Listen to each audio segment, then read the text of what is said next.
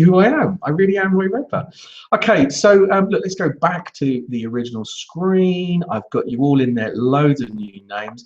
The chat section you will see, if you're new to this format, I've made the messages private, I think, and I will open them up in a short while. But what I'd like you to do here is, apart from the one word that describes your energy, is just put in, if you're a solo recruitment business, just let me know. And also what your experience is about being a solopreneur or a solo recruiter or a standalone business owner, manager, whatever you want to call yourself, whether you like it or whether you get frustrated with it. And if you're not a solopreneur, but you're a recruitment business owner with a team, again, you know, do you like that? Do you not like that? What are the frustrations that you feel? This is going to be a debate. We're going to be working for about 30 to 40 minutes. Now, let me explain something to you. I was going to have one of my recruitment masterminds. She is with us. She's just not with us on camera. And I was hoping for her to join us because Natalie Ellis of Ellis Recruitment, she posed this question to me, and I'll kind of give all of you, because some of you are new to this, I'll give you the question. Natalie Ellis, a fantastic recruiter, by the way, and I don't need to just say that because she's a mastermind. I'm learning a lot from her also. Spent a lot of time with a major recruitment business before setting up her own recruitment business. And she's in the growth stage of that. She's doing phenomenally well. But recently she recruited somebody, worked with that person, and then for whatever reason, maybe Natalie will let us know, that person's no longer there. So I don't know, it might have been a short-term contract. But actually, Natalie contacted me a couple of weeks ago and said to me, you know what, Roy, I'm enjoying working alone. I'm actually really, really enjoying working alone. Less headache, less stress, not having to worry about somebody else being around me. I'm enjoying the process of being on my own. And Natalie asked me the question, do I have to grow a recruitment business? Could I stay working on my own and be happy, less headache, or do I have to build a recruitment team of people? And I thought, what a great, interesting, sorry, I just got yours. You know, what a great question to ask. And that's why I threw it out to you guys publicly, because I have a view on this, or I have a view on this. I have many clients, as you know, that are large, huge recruitment businesses. I have many that are medium-sized, but I have a lot of clients that are one man, one woman, bands, you know, sometimes two, sometimes three, what I call SME recruitment businesses. And technically that's 1 to 50, I think, employees. But I'm talking about the solo recruiter, the person who doesn't want to build a business. Sorry, wants to build a business, but doesn't want to build a business of recruiters working for them. Just wants to become more efficient, wants to have that lifestyle of a business, doesn't want the headache and hassle of running a team and all of the, you know, headache and hassle that goes with that. And so I'm just really interested in opening up that debate today. So if you've got a viewpoint, if you have experience, if you, I don't know, you've got an opinion on it, positive or negative, just type it up there in the chat section. If there are any of you, and actually I'm going to try and put this out there, if any of you want to, excuse me, join me, and you've got a webcam, is there anybody that wants to do that? Okay, Natalie, thank you. She's put up some really good stuff for me. If anyone's really keen to join me live, okay, and you're not camera shy or anything like that, I promise I won't be hard on you. There is a facility for you to do that. I can post up a link and get you up there as soon as possible. Let's do that. So I'm going to put that up there. I should have done it. Hold on a second. Why have I not? There it is. Okay. So up in my chat section, there should be an admin notice, and it's a link. Now, if you click that link, you should be able to come on as a guest presenter with me. So you will appear on camera. You can turn your camera off and we can just hear your voice. That's not a problem. But you can join me live. The only thing is that when you come on live, what you'll have to do is mute this current session, because there'll be a time lag and you'll hear two voices. It gets really freaky. All right. So if you do want to do that, just click that link. Natalie was going to join us, but she's had problems tech, and so she's found it difficult. Natalie, you may be able to get in using that particular link. So yeah, you may be able to get in using that particular link. So look, I've got some great comments coming through. Let me just try and share those with you. Sai, who I know very, very well, is saying, I am Han Solo. Love that. Need to build a team. Solo doesn't suit me. It's been a bit of a recent realization. Okay, so there's an interesting viewpoint. Some people want to build a team and they're just at that stage they're about to. Let's look at what Natalie's saying. She's solo. So I've now been alone after letting a team member go for 3 weeks. The good things are less headache and stress. Hallelujah. She didn't say that, I said that. I get time to work on me and my recruitment skills. I get to pay myself. There's always a good bonus. My clients are getting a better service, freedom. The negative things that she's found are more risk as everything relies on me. Some days I struggle to be as motivated. Mondays generally, not Wednesdays or Thursdays. Is it Thursday today? Thursday. No team to get that buzz. Okay, Natalie's described the classic pros and cons of, you know, being on your own versus running a team. John, thank you for your solo recruitment. 7 months. I think it's daunting, the thought of growing without having someone else to share that responsibility. Again, I can share and I can empathize with that, John. Dave, hi Roy, into this a little late. We're a business of solo independent recruiters. We know them well. Dave, I'd be really interested to know about that, because one of the points I was going to make today is small is good, all right? Don't ever let anyone mug you off and say, oh, well, you know, you've got to be a big recruitment business. There are pros and cons. I'm going to try and examine those in today's session. But actually, small is quite cool. The only thing, I've just seen somebody to join me. Let's see if we can speak to them. Hello, who is that? Oh, okay. I know it's D from my side. D, so that's fine. I'm so sorry for just picking up on an echo. Use that for me, the mic. Dave, I'm really interested in your comment, because one of the points I was going to make for anyone that's on their own is good, okay? However, it can be lonely. I think John mentioned that point, someone else to share that responsibility.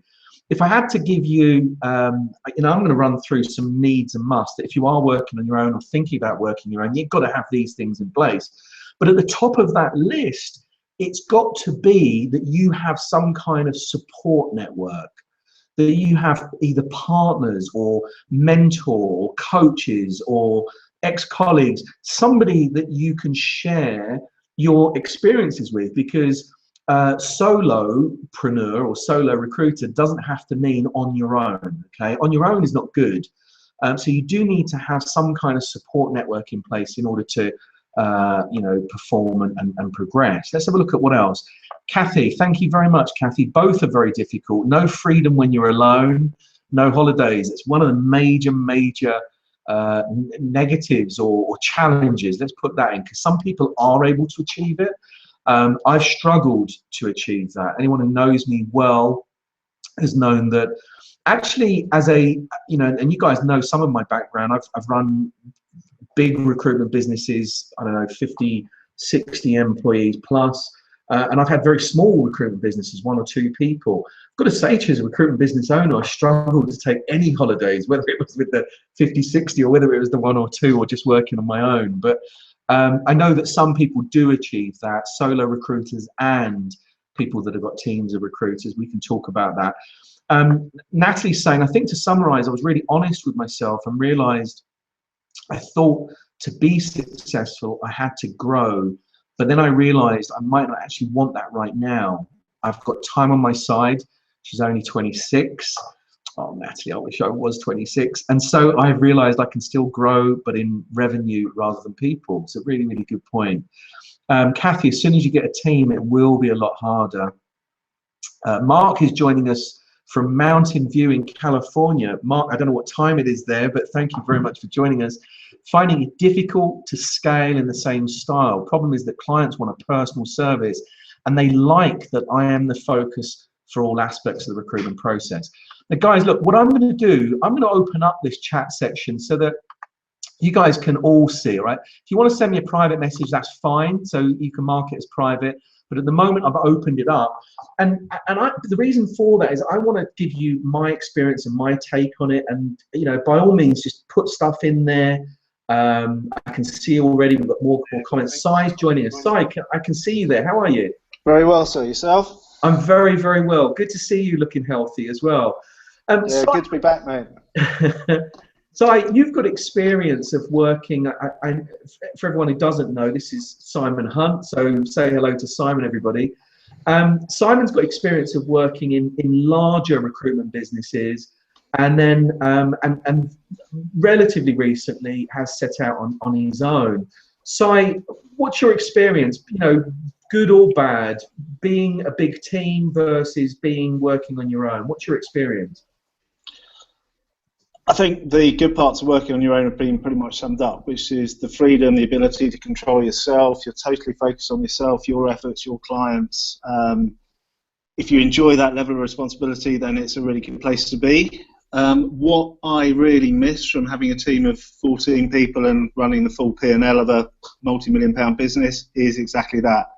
Growing a business from scratch, building a team, and yeah, just the trouble with going back to yourself is you have to do every single job that you used to have lots of people doing for you, and there are parts of that job that maybe you don't want to do all the time. So it's just having your whole focus on the coalface. I find a bit frustrating. And it's that thing, Si, isn't it, that, you know, when we're parts of big teams, we've got specialists or people that are particularly, I don't know, they like certain aspects of the job. Maybe they like aspects of the job that we don't particularly like. So you just got this team of people where you can play to each other's strengths, likes and dislikes. But when you're on your own, it's you have to wear all of those different hats, right? I think, yeah, that's a big one. I'm a typical salesperson. I hate admin. So falling in love with the admin side of yourself has been the hardest part, probably. And I think, Si, thank you for that. So I'm just gonna click on my screen just for a second. Please stay with us as long as you can. I would like you to come in on certain things. I think what Si's described there is the biggest thing that I'll say to anybody that's working as a solo recruiter or is thinking about, you know, setting up a solo recruitment business. There's lots of things that you can delegate. So I made the point there that you know, he's an atypical recruitment recruiter, okay, you know, and he's been doing it a long time. I think most of you guys that have joined us are the existing recruiters, some of you with lots of experience, some of you with growing experience. The thing about recruiters is traditionally and typically, atypically, we are salespeople. And the best ones that I've worked with, and you know, I kind of count myself in on this as well, salespeople traditionally tend to steer away from the admin side of the business, and I'll put my hand up to that one. That's not my strongest foot point. Now, in a large business, I've been able to delegate, or I have support with that. You know, maybe I have assistants that can help me. Maybe I have a sales admin person that can help me in terms of supporting that side. But in a small business, you don't have that. Now, the thing that I would say to you is, if you are a solo recruitment business owner, your primary role is that of sales and marketing, okay? If you're a recruitment business, I don't know, you're a manager and maybe you've grown into a field where, I don't know, your operations or you're good in terms of administration, well done. I'm not saying to you that you won't be a great recruitment business owner, but primarily the number one skill that you have to have, the number one objective that you have to have in running your own business is that of the sales person and the marketing person, sales director, marketing director. In fact, I've dropped the director. You are the salesperson for the business. And it's something that you cannot, in my experience, and this is just my opinion, okay, but in my experience of 27 years of doing this, it's not something that you delegate really easily. You know, people will say to you, oh, well, I can recruit salespeople to come work for me. My experience of running businesses and running my own businesses and being a solopreneur at some stages in my career is that You can't delegate sales. There is no one that's going to sell your business better, your solo recruitment business better than you, right? So it's different if you're a larger recruitment business. Of course, you can sell people. The solopreneur, you cannot delegate that thing. No one's going to sell it as passionately as you. You can delegate things like admin, okay? And we're going to come on to that bit in a minute. You can delegate admin. You can delegate, I don't know, control of your books or, overview, bookkeeping and administrative tasks. You can delegate that, but you cannot delegate definitely the responsibility. But I would also argue the operation as well of sales and marketing. For me, that was the primary focus of any solo recruiter. So Simon, I know, self-confessed, he's a salesperson. I've never apologized for that. That's the number one skill. If you didn't have that skill, then I would say to you, look, shut up shop. We can grow the team, and I know that that's something that Si definitely wants to do. Si, any feedback in terms of what I just said there, on the number one activity for any solopreneur is it's got to be sales and marketing, right? 100%, but then you've also got the delivery piece as well. So if you're doing that successfully, you end up having, let's say you've got 10 open vacancies and all of a sudden you've got to fulfill them. So perhaps look at the outsourcing, the employment around that, because that takes you away from the actual delivery and business generation piece as well. So it's a brilliant point. Actually, Mark Mullen has also said, what are the best ways to grow a business from a successful solo platform without overextending? And I think what Si's just described to us is the perennial challenge that any solo recruitment business owner has got, which is, okay, I can sell my business, I can sell and I can bring jobs on to work, but actually the flip side of what we do is we've got to deliver on that. We've got to source candidates, we've got to manage that recruitment process, and they're almost like these dual activities. We've got to sell business, but we've got to deliver on that business. And that's the perennial challenge that we have. So straight away, and again, I suppose let's look at these activities.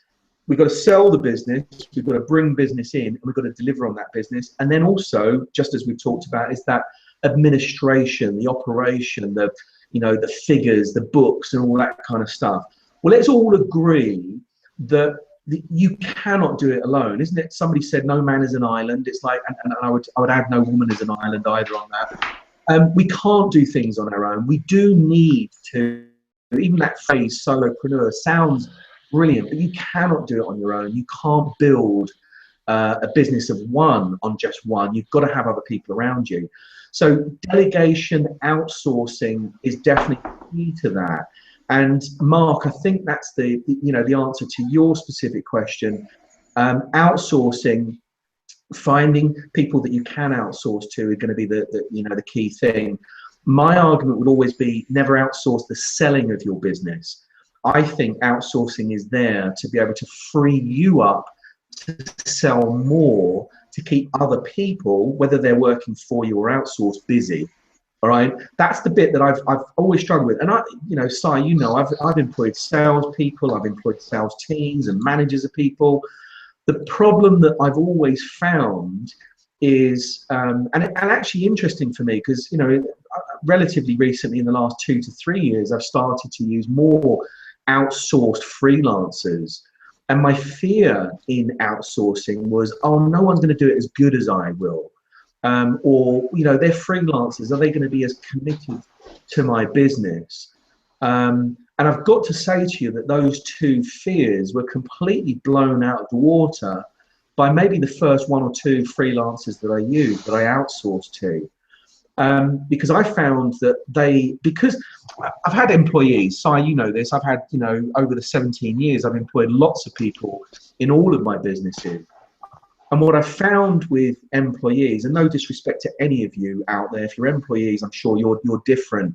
But the ones that I had coming to work for me were, I've got to say to you, they pitch up.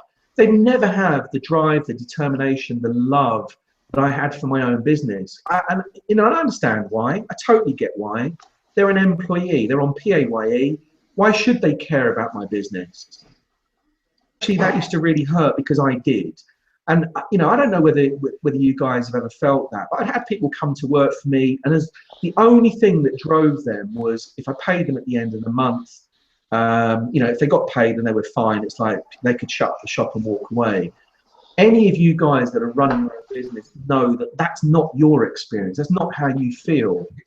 And the only time that I got close to really feeling like people wanted to do a great job for me were when I used freelancers. I've got to say, I was knocked back. I'm like, why do these people care? And when I've asked them after the event, why, I'm really loving the work that you've done for me. Why have you cared so much about my business? The reason they care is that they're in exactly the same boat as you and I. They run their businesses. They care about their businesses. They know how important it is for a client to be, to be looked after, to be nurtured, to be cared for, because they're doing exactly the same thing as us. And I just feel that, and I'm sure there are bad freelancers out there, don't get me wrong, I'm sure there are, but our job is to kind of find those, right? But on the whole, I found that freelancers come to the table with an attitude about your business that's closest to your attitude and far better than maybe the PAYEs that I've experienced in the past. Now, there are exceptions to that rule. I'm not, it is a generalization. I'm not saying to you that PAYEs can't care. Of course they do. And you guys at one point were all employees for someone else. I bet you cared. But that's why you're entrepreneurs. That's why you're running your own businesses now, because you always had that attitude. So I'm just going to come to the questions over here just in the session. Mark, my absolute pleasure. I hope you're getting good stuff out of this. Dave, you can do it on your own, but not efficiently. And that's the point there. Natalie's saying, I'm trying to outsource as much of the admin and bits I don't like as I can. Natalie, that's a key thing. Find stuff that you don't like doing. Find stuff that other people can do better than you, and then push it all to those people. And I don't just mean you can't just delegate stuff, right? It has to be a proper process of delegation. You need to identify the task. You need to come up with a flow chart in terms of what actions need to be taken, step by step, easy peasy lemon squeezy. You need to find a way to communicate that task so that ordinary people can do it. It's like you don't need a degree in rocket science to be able to complete a task. But what you do need are complete, concise instructions. And this isn't just an advert for outsourcing. I'm going to move on to other stuff. But if you're going to use outsourcers, if you're going to use freelancers in your business, then give them a fair crack at the whip. I find, certainly again, in my own experience, early on, I was a little bit frustrated because I just want people to get it. And it's like, well, why aren't you getting it? They don't get it because your instructions aren't clear enough. That's the number one thing you have to come back to. If you're choosing good ones and intelligent ones, then it's down to your instruction, and put some effort into that. So Natalie, I'm glad that you're going down that route. We can certainly talk more. Barry, when you do recruit, should you go for experienced consultants or train people from scratch? I can see Si shaking his head. I think he and I are on the same page on this one, Barry. Si, what's your opinion on it before I throw in my 2 pence worth? As a ratio over my career, the best success I've had is bringing people in and training them up. Yes, I've had some successful recruits over the time, and funnily enough, both of those are now running their own business. So it shows that the habits are innate. And I think that's my experience too, Si. Barry, I totally agree with that. I've brought in great recruitment consultants, experienced ones, and they've done really good things for me. But they were always going to be good, okay? Whether they work for you, whether they work for someone else, whether they start their own business, they're always going to be good. My experience tells me that they're rare. They're the exception rather than the norm. Give me a driven, focused, hardworking, enthusiastic, passionate newbie that I can train, that I can mold, that I can give them the best practice that I want them to deliver, rather than try and rework one that they've learnt working with somebody else.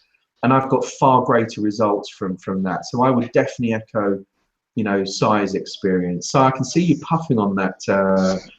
It's one of those, what are they called? E-cigarettes. That's the one. I've been around a few people this weekend that are sworn blind by these. I'm going to talk to you about it after this session, I think. Okay, let's have a couple of things I wanted to make, I suppose, in this point. So, guys, keep throwing up your questions, keep throwing up your issues and challenges.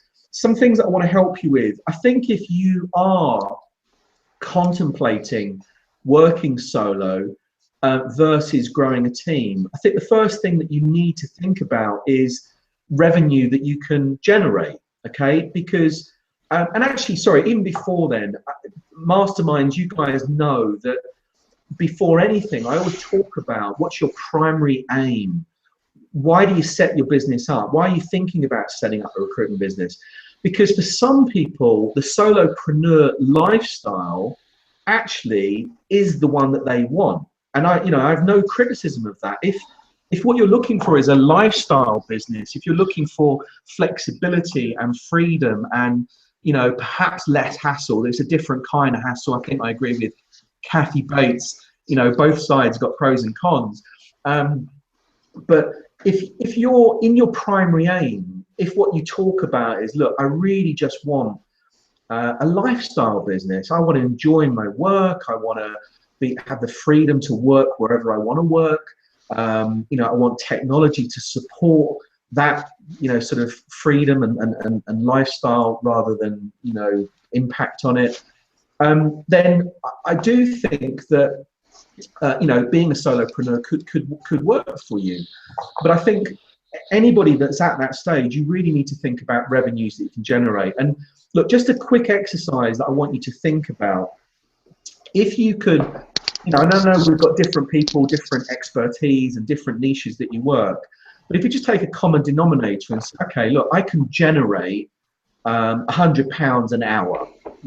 Some of you might know that your net worth, your gross worth per hour is £250 or £1,000 or £10, whatever it is, right? But let's just take £100 an hour as a base standard. And with £100 an hour, if you can generate that and work 50 hours a week, you can generate £5,000 a week, which sounds like a lot of money, right? 20,000 a month, that's 240,000 per annum. Now, for some of you out there, you're going, wow, boy, £240,000 an annum, in terms of revenue, that'd be brilliant. If I could just do that, wow, I don't need staff. But let's look at it in a bit more detail. The reality is that you won't be able to charge 50 hours, okay? Because you won't be able to charge, particularly if you're working on your own. Because if you're working on your own, you've got to do admin, as Simon said, you've got to do paperwork, you've got to, not only do you sell the business, you deliver on that business, you're sourcing candidates, you're doing all these different things.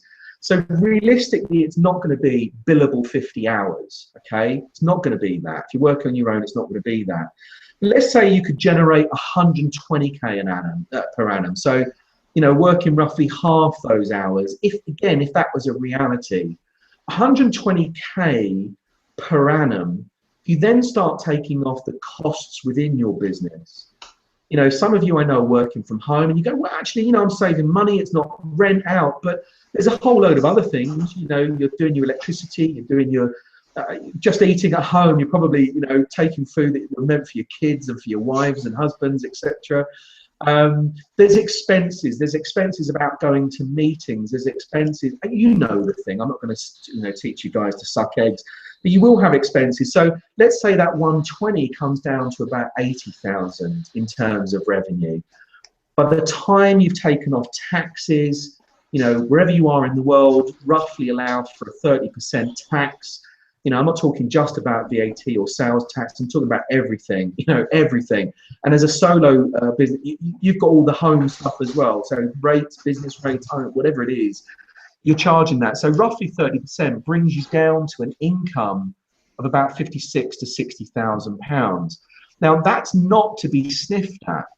But the point that I'm making is if you are a solopreneur, depending on that hourly rate, some of you I know could charge double that amount. So it's all academic, but realize the limitations in terms of the revenues that you can grow. For some people, 60 grand, to your hand net is brilliant and it will give you the life you want, etc. For some of you, it won't. All right. So it's the first thing. Remember, coming back to that primary aim, if you're somebody whose primary aim is, I don't know, to build a legacy, to build a business that exists after you, to give you an income into perhaps your retirement, or to give you a platform. Some people I know, myself included, launch businesses as a platform to do something else. If you're that person, then maybe working as a solopreneur isn't gonna, flip that switch for you. So the money thing, I just want you to think about that. For any of you that are at that crossroads bit, just think about it. Is it something you really want? Okay, so the income needs to be taken into consideration.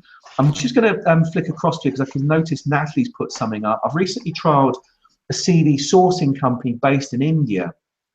I was skeptical, but I saw a couple of the masterminds saying that they use them, and you know what? I've had great results. Wow, Natalie, that's brilliant. And I want to know who that company is. Great results. I find I have to research and create a detailed search string, and they do quite well depending on the role. So this is one thing I'm considering to continue with, or another option is to take on a resourcer. Okay, really, really great point. Mark, I see your question. Mark, what I'll do actually, Mark, if you hang on after we finish the session, just hang in the session room. I will pick up on that point for you. Or if I don't have time, or you have to go, Mark, don't worry, I'll get one of my team to contact you. I've used a couple of those words sometimes.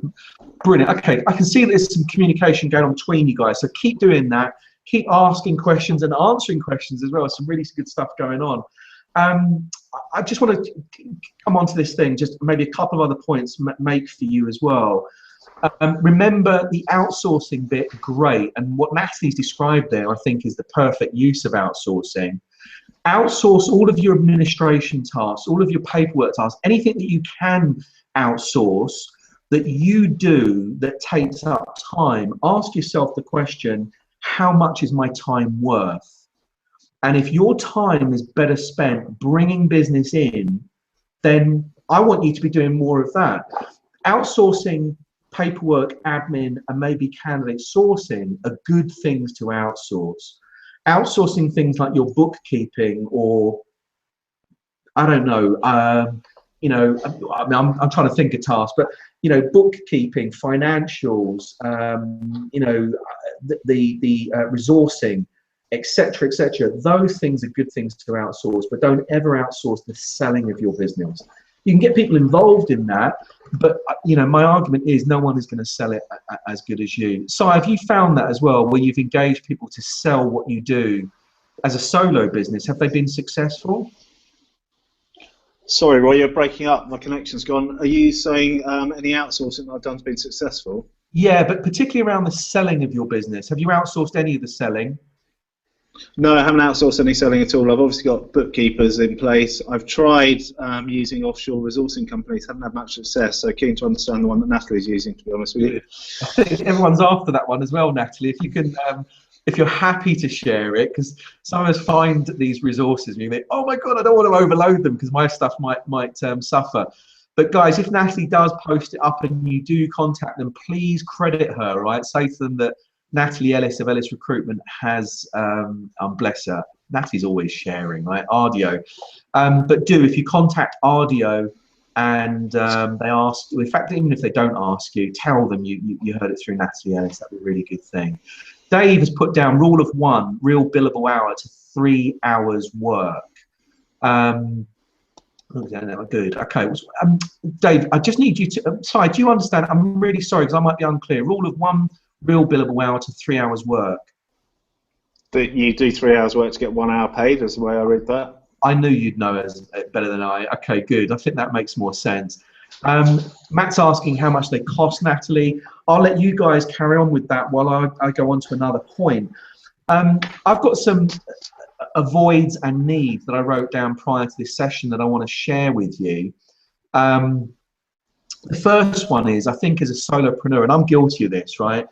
If you can write this down, avoid bright, shiny, new. Si, I know there's a wry smile coming from you as well. You're probably guilty of this as I am. I love that's an unbelievable cost. £240 for 10 roles. I've been distracted. That's £24 a role. Pretty good, right? I am. You can tell I'm distracted by shiny, bright, and new. So, new technology, new books, new. If you're not distracted by a bright, shiny new, you're definitely distracted by social media. One of the problems and challenges I've found with solo recruitment business owners is that they keep flocking back to LinkedIn and thinking that LinkedIn is going to, suddenly make the phone ring, or it's going to give you an abundance of roles or candidates or whatever. It doesn't, all right? So you make your money on a telephone, not shuffling papers or clicking buttons. And I know that might be a bit controversial. I know some of you out there are going to shoot me down in flames for that statement, but I'm old-fashioned, I'm traditional, and I just think you've got to get on a phone, or you've got to give good face. You've got to be out and about in meetings. So RPO, okay, sorry, RPO, that's the one, RDO. Okay, so try and avoid bright, shiny new. You need, okay, so if you're going to be solo, the thing that I would say to you is you need strong cash position, all right? It's all about cash flow. And if you're a standalone, one of the negatives of being standalone, one of the challenges of being a standalone is your vulnerability, okay, your vulnerability. If you're not producing, then there is no one else to fall back on. If you go on holiday, if you're ill, if God forbid something happens to you, there is no one else that's going to replace that revenue. So cash flow, cash flow, cash flow. And so strong cash position. Now I know that's an ideal, all right? That's what everyone, I know all of you out there go, God, Roy, if I had a strong cash position, then I wouldn't need to join these webinars and talk about it. But that is what we need to move towards. So when we are, when it's a buoyant time, it's making sure that those, you're ensuring and you're underpinning those cash positions. Don't go out there on a spend. I know, some people that I know that as soon as they make that big placement, they're out there spending it, and it's like it's party time. And I endorse celebration, of course I do, but recognize that you do need to put something away. This is and it's one of those things: do as I say rather than do as I do. Anyone who knows me knows that phrase. Good. Okay, Vanessa, not problems at all. And Vanessa, just if you're still on the line, I'll get you out the replay. Okay, so don't worry if you have to get out of this session. I will get you out the replay. Any of you guys that are in here that need to get away, don't worry, you'll get a replay link sent to you immediately after this session is closed off. LinkedIn first, then follow the phone call. Matt Goddard saying no call calling. So I know that's a conversation. I don't think it works much. Okay, Matt's just saying I disagree. I don't think the phone works much anymore. Matt, I would challenge it, but maybe in this kind of, for this particular session, I won't jump in on it just yet. But let's carry on that, actually, because I'd like to talk to you about that, Matt, specifically. Roy, I sourced 95% of my candidates from LinkedIn. This is John. So John's agreeing with Matt on that point. Guys, the reason why I flagged it is that I'm working with some of the masterminds, recruitment business owners, that over the last 5 to 10 years have seen their clients adopt exactly the same tools as their recruiters. So a lot of internal recruiting departments, a lot of hiring managers being sold LinkedIn packages that are almost encouraging the clients to move away from recruiters. And so what I always talk about is, clients can have the same tools as us, but if you're a recruiter and you're quicker, then you'll always beat, you'll always beat the thing. So you agree with that? I do agree with that, and it's just about skill, experience, and speed of delivery, isn't it? 100%. And actually, John's saying the phone works 100%. Look, we're always going to have this kind of debate. And Matt, just to let you know as well, what I'm trying to do with people is increase our marketing so that the inbound inquiries from targeted marketing actually supplement. And I don't like cold calling. I don't think any of us like cold calling. But I do think that there needs to be activity. So whether that's inbound and we're converting it, or whether it's outbound and we're making it happen, it doesn't matter. But there's got to be activity. So I think on that we probably will reach agreement. In-mails and emails, lazy recruitment, John. Okay, John, you sound traditional like me. All right, old school. Okay, what else do we need? I talked about a strong cash position. You also need a good mix of clients. I think where I've seen solopreneurs go terribly, terribly wrong is when their cash position hasn't been strong, but more importantly, they're reliant on one client. If you've built your business on one or two clients, I'm not saying to you it's going to fail. You know, sometimes there've been success stories and people have been able to build a business off of that, but you are vulnerable and you've got to understand that there will always be another recruiter out there that can go in and steal your business or undercut you. No matter how good we are, you know, we've seen over the last 5 years, clients, despite us offering platinum service levels, voting with their feet or with their wallet and saying, well, these guys are doing it cheaper.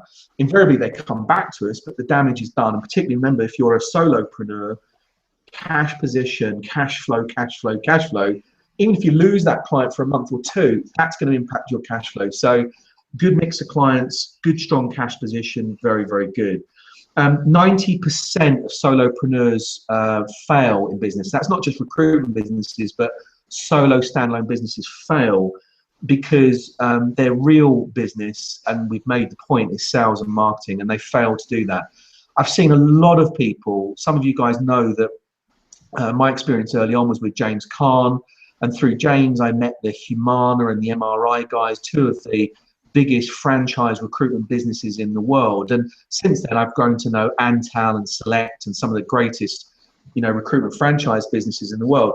I will tell you that my experience, and not naming any of those names, but my experience of meeting some of those solopreneurs that came through via the franchise route, they were brilliant captains of industry. So they're either, you know, great financial people or great banking people or great architects or accountants or whatever. And they were sold a dream of, hey, listen, buy this recruitment business. You know, it's out of the box. Here it is. It's a lovely franchise. You can put this above your door. And they're like, wow, you know, I've got £15,000 or dollars to buy this thing on. And they do it, and then they sit there and they wait for the phone to ring. It's like, look, I've got all of my business cards. It's all set out. Got the name above the door. It's all wonderful, but the phone doesn't ring. And whenever I've encountered those people, I've said to them, look, I'm really, really sorry if you know, you bought the franchise expecting the phone to ring. The phone doesn't ring. The phone, you have to make that phone ring. So, and forget about, you know, whether you make the phone calls or whether you're doing outbound activity. It's like you've got to create activity. Activity doesn't just come to you. Dave, no worries at all, man. You definitely will get the link to the replay, so watch out for that. And if you don't receive it, Dave, then contact my office. I'm sure they'll get it. Natalie says, oh my God. Oh, okay. And actually, Dave and anybody else, it's on YouTube, all right? So if you don't get a link to replay, it'll be on YouTube for you.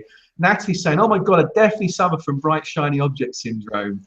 Natalie, guilty. But it's more in the sense I get full of different ideas I'd love to implement. That's the one I suffer from. I'm starting to discipline myself, though, and stay focused on the now. Natalie, you bring up a really interesting point.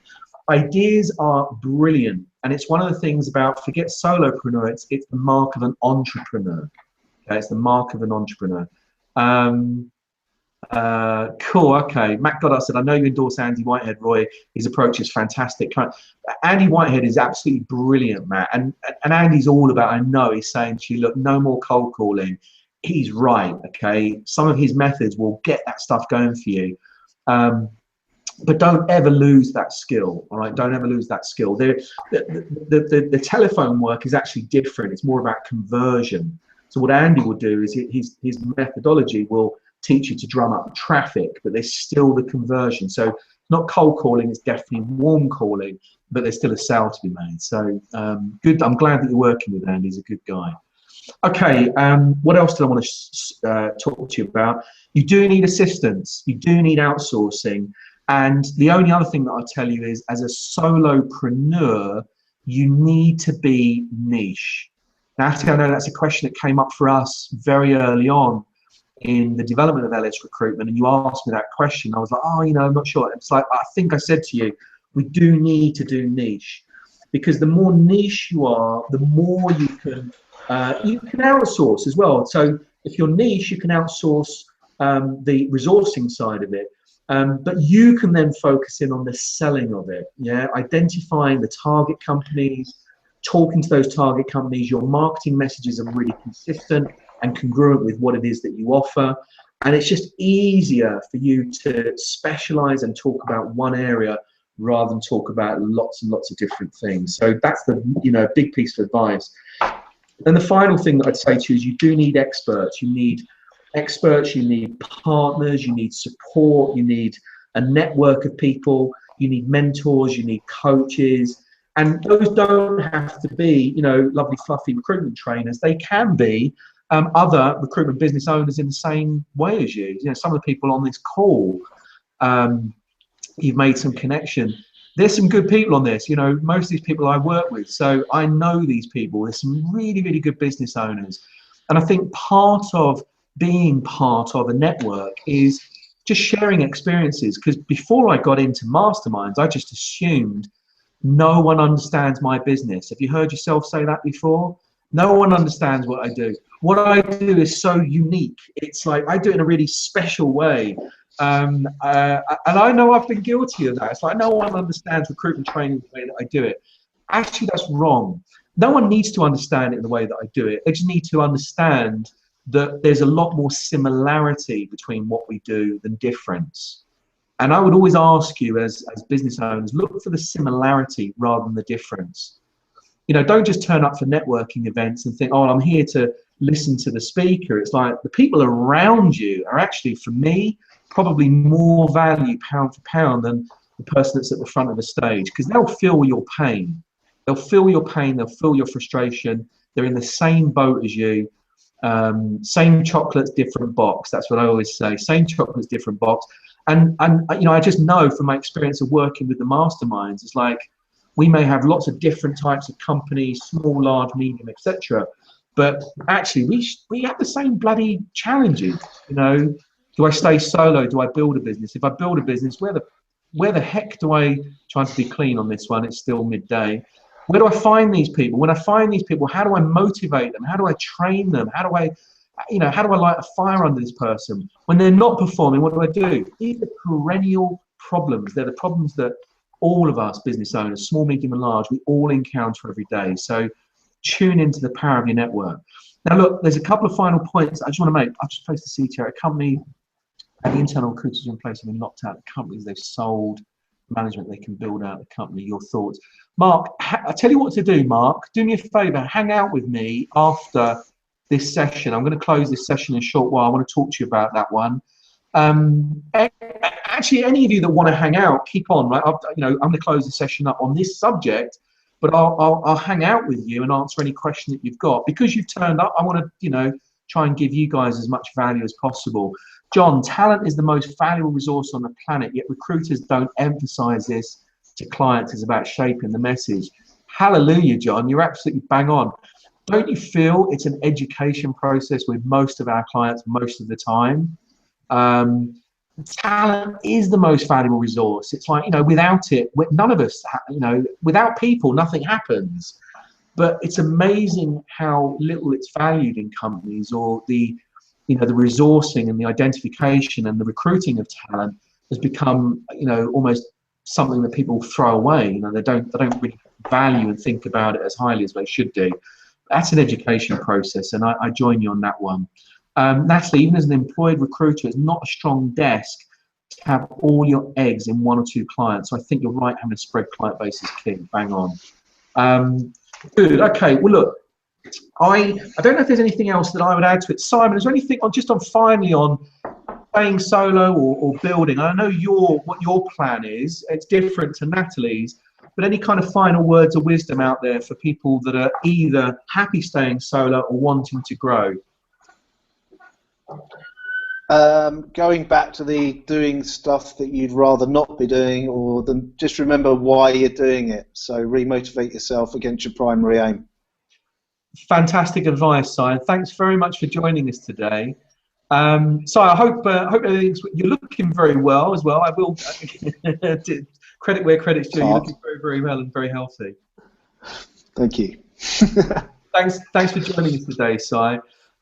Okay, so guys, look, I want to close off this session. Thank you so much for for joining us, talking about this subject. And it was interesting because this was a private masterminds event. And then I thought, hang on a second, actually there's a lot of other recruitment business owners out there, solo and growing or thinking about growing. Why don't we open it up? And I'm so pleased, Natalie, I hope you are as well, because we've had just so many, she's just put down here, meeting with other recruitment business owners is great. There's so much that's out there. And so I'm really pleased that we opened up the session and we brought loads of new people in. If this is something that you're interested in doing and this is your first time, drop us a line, because I'm thinking about doing this. Not the mastermind sessions and masterminds, and they're private, but I'm thinking about doing something where it's not a paid thing, it's a free thing. Just getting recruitment business owners together and describing subjects like this, how to grow their business, how to recruit staff, what are the problems we have, and sharing those experiences, sharing those viewpoints and bring them together and hopefully coming up with some solutions. So if you've enjoyed today and you want to do more of that, do me a favor, just contact my office or just drop me a line, roy@royripper.com, and just say, yeah, definitely up for that. I'll start to put together a group and maybe we can get this going as a regular event. May not be weekly, may have to be 2 weekly or monthly, but we'll find a way to do it with you guys. So look, thank you very much for joining us. If now it's about 5 to 1 UK time GMT, if you want to continue hanging out with me, there's a couple of questions that people have asked that I'd like to deal with. If you have finished for the day, not for the day, but for this session, then by all means just close me off, and thank you very much for joining me. I'll end off the session by just saying to you guys, remember, go to work on your recruitment business, not just be busy working in it, all right? So whether you're a solo, whether you've got a team of people, go to work on your business. Particularly apt, I think, if you are a solo recruiter, you get busy doing it, all right? Selling business, delivering business, doing paperwork, doing the admin. Take time, at least an hour a week, preferably 2, where you step away from the business and take a helicopter view of it, okay? Go to work on your business. And the final sign off from me is make a difference in the lives of your clients, your candidates, and your colleagues if you've got them, all right? And your colleagues if you've got them. That's me, Roy Ripper, signing off.